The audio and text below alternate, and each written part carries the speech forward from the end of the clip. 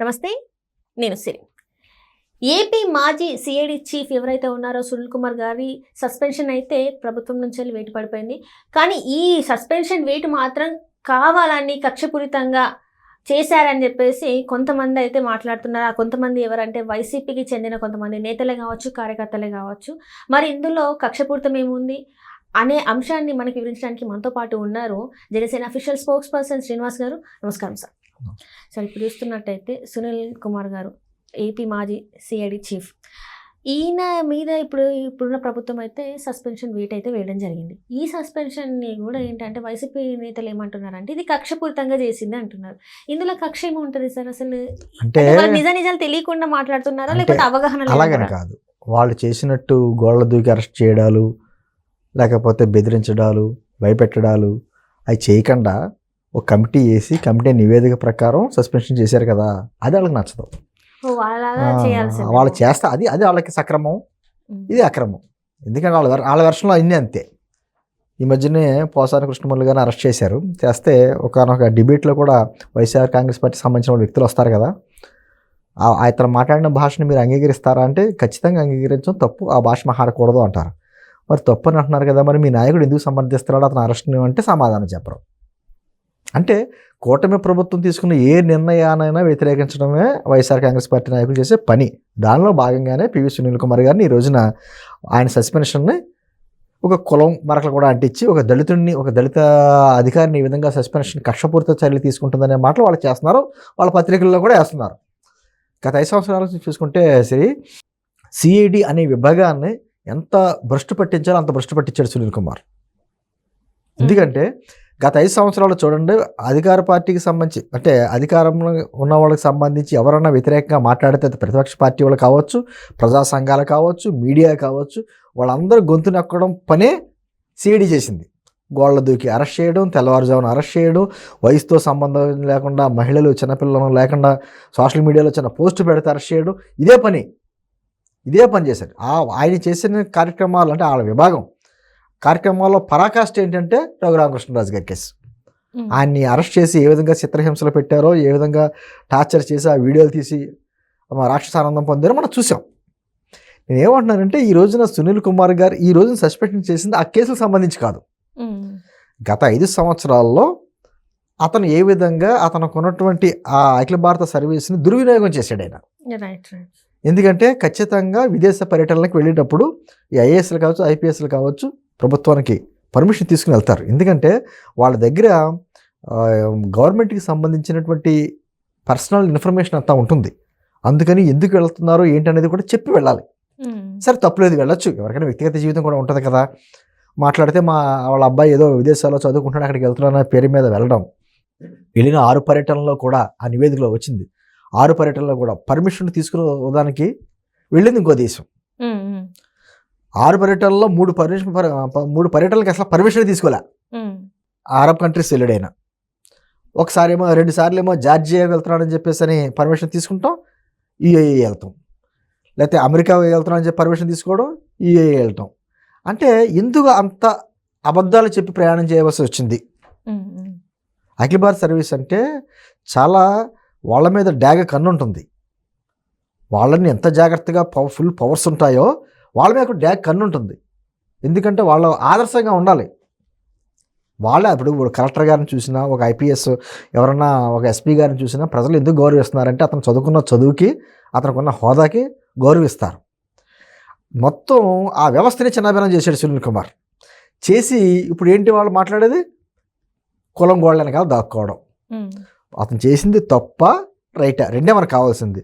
తప్పు అయితే శిక్ష అనుభవిస్తాడు, రైట్ అయితే న్యాయస్థానాలకు వెళ్తాడు, అక్కడి నుంచి అతను న్యాయం దక్కవలసిన న్యాయం అతను దక్కుద్ది. అంటే ఇక్కడ ఇంకొక అంశం కూడా వస్తుంది సార్. RRR గారి విషయంలో ప్రథమ నిందితుడు ఆయన అని తెలిసి కూడా ఎందుకు దాని గురించి నేను అంటుందమ్మా సరే, నేను చెప్పింది అదే. RRR గారి కేసులో ఇతను సస్పెన్షన్ కాదు, ఇప్పుడు జరిగింది ఇదే. అంటే ఇంకా చాలా ఉన్నాయి. RRR గారి కేసు ఏముంది, ఇంకా చాలా కేసులు ఉన్నాయి. అది కూడా చేయాలి కదా. అంటే అప్పుడు ఎంపీ కదా తను. అదే అన్నీ ఇప్పుడు పక్కన విచారణ జరుగుతుంది. RRR గారి కేసు విచారణ జరుగుతుంది కదా. ఆ కేసులకు సంబంధించిన వ్యక్తులు ఒకళ్ళకొకళ్ళు జైల్లో ఉన్నారు కదా, కొంతమంది న్యాయ విచారణ ఎదుర్కొంటున్నారు, బెయిల్ మీద ఉన్నారు. అంతా ఒక సిస్టమేటిక్గా జరుగుద్ది. నేను ఏమంటానంటే సునీల్ కుమార్ గారి మీద చర్యలు తీసుకోవాలంటే అతను గతంలో అతను ఏం చేశాడో మనకు తెలుసు. అధికారంలో వచ్చిన మొదటి నెలలోనే తీసుకోవచ్చు, కానీ కూటమి ప్రభుత్వం అలా చేయదు. ఒక కమిటీ చేసింది, విచారణ చేసింది, వాళ్ళు ఇచ్చిన నివేదిక ప్రకారం పక్కా ఆధారాలతో ఈ రోజున అతని మీద సస్పెన్షన్ పెట్టి తీసుకుంది. అంటే ఇంకొక కొంతమంది అంటున్నారు ఏంటంటే తను డీజీపీ అయ్యే స్టేజ్లో ఉన్నారు, సెకండ్ ప్లేస్లో ఉన్నారు, అది చెయ్యొద్దనే ఈరోజు ఈ సస్పెన్షన్ చేశారని చెప్పేసి ఈ మాట్లాడారు. పనులు చేసేటప్పుడు సునీల్ కుమార్ తెలియదా రేపు వద్దు ఒకవేళ ప్రభుత్వం మారితే నా పరిస్థితి ఏంటి అన్నది? అంటే వాళ్ళ ఉద్దేశంలో ప్రభుత్వం మారదు, అదే ప్రభుత్వం వస్తుంది అని వాళ్ళ అండతోటి వీళ్ళు రెచ్చిపోయారు. అంతే కదా జరిగింది, అదే కదా. ఇప్పుడు ఐఏఎస్ అఖిల భారత సర్వీస్ చదువుకున్న వ్యక్తి ఇది చేసింది తప్ప రైటా, ఒకవేళ ప్రభుత్వం మారితే నా తప్పులన్నీ బయటపడితే నాకు పడే శిక్ష ఏంటి, నాకు ప్రమోషన్లు ఎంత ఆగుతాయి అనే విషయం అతను తెలియదా? తెలంగాణలో ఉన్న ఒక మాజీ ఐఏఎస్ ఆఫీసర్ కూడా అదే అండి, కులం అదే తక్కువైంది కాబట్టి ఆంధ్రాలో ఉన్నటువంటి ఈ సిద్ధాంతి గారికి తెలంగాణలో ఉన్నటువంటి ఒక వేదాంతి గారి సపోర్టు. ఆ వేదాంతిని మాట్లాడాడు. అసలు నీతి నిజాయితీకి నేనే ఒక బ్రాండ్ అంబాసిడర్గా మాట్లాడిన వ్యక్తి ప్రవీణ్ కుమార్, పేరు చెప్పడానికి ఇదే ఉంది, కానీ అతను రాజకీయాల్లోకి వచ్చి తర్వాత ఏమో మాయావతి గారి పార్టీలో ఏనుగు గుర్తు మీద వెళ్ళి కేసీఆర్ గారిని అనేక మాటలు మాట్లాడి మళ్ళీ అదే బీఆర్ఎస్ అంట చేరి ఒక భక్తు రాజకీయ వ్యక్తిగా మారిన వ్యక్తి ఈ రోజున ఇతని గురించి సపోర్ట్ చేస్తున్నాడు. ముందు నీ పరిస్థితి నువ్వు చూడు. ప్రవీణ్ కుమార్ ఒక విలువ ఉండాలి, ఏదైనా మాట్లాడితే ఒక విధానం ఉండాలి. అది కొంతమందికే చెల్లుతుంది. ఒక మాట మాట్లాడితే ఆ మాట పక్కగా జీవితాంతం అనుసరిస్తారు.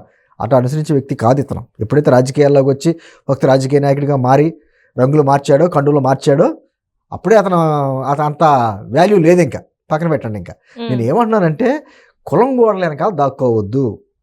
అంబేద్కరిస్టుల పేర్లు చెప్పుకుని అంబేద్కర్ ఏదో కొన్ని కులాలకు మాత్రమే ఆమె రాజ్యాంగం రాసినట్టుగా ఇలా పెద్ద పెద్ద మాటలు మాట్లాడతా.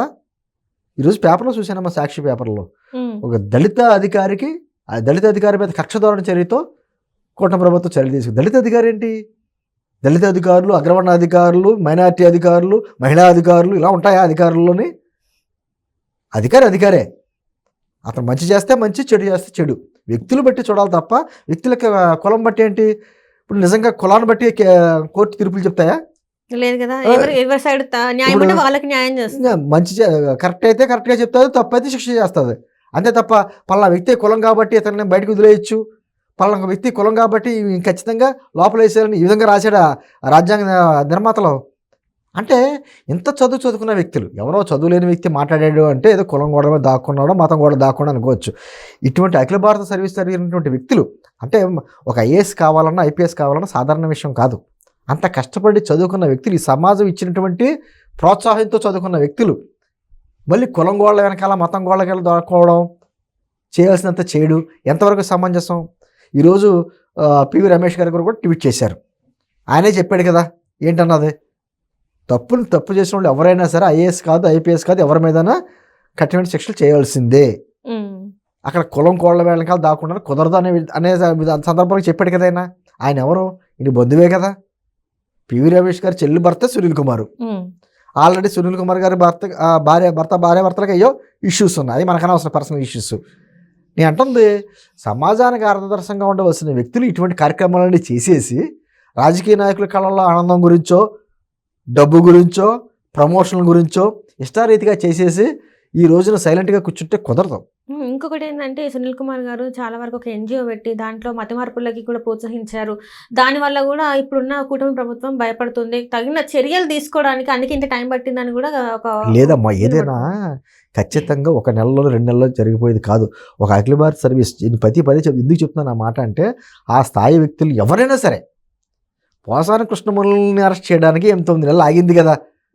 అతని మీద కేసులు వచ్చినాయి, కేసుల మీద ఆధారాలు చూసుకోవాలి, అన్ని చేసుకోవాలి. వంశీని అరెస్ట్ చేయడానికి 8 నెలలు ఆగింది కదా. అంటే గత ప్రభుత్వం ఏదైతే చేసిందో అదే కుటుంబ ప్రభుత్వం చేయదు. ఖచ్చితంగా కక్ష ధోరణి చర్య ఉండదు. పక్కా ఆధారాలతో ప్రజల ముందు తప్పులు చేసిన వాళ్ళని దోషులుగా నిలబెడుతుంది. న్యాయస్థానానికి వెళ్ళిన తర్వాత మళ్ళీ బెయిల్ తెచ్చేసుకుని బయటికి వెళ్ళిపోయే పరిస్థితి ఉండదు. జత్వానీ కేసు ఏమైందంటే, ముంబై నటి ఆమె జత్వానీ కేసు, అక్కడ ఐపీఎస్ని సస్పెన్షన్ చేశారు కదా.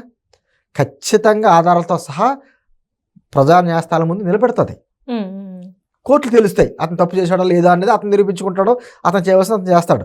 నేను అంటుంది ఈ అధికారులు అందరూ కూడా, జగన్మోహన్ రెడ్డి గారిని నమ్ముకున్న అధికారులు ఎవరైనా కూడా 2 అధికారులు కావచ్చు, రాజకీయాలు కావచ్చు, ఆయన నమ్ముకున్న వ్యక్తులు అయితే జైలుకైనా పోవాలి, లేకపోతే పైకైనా పోవాలి.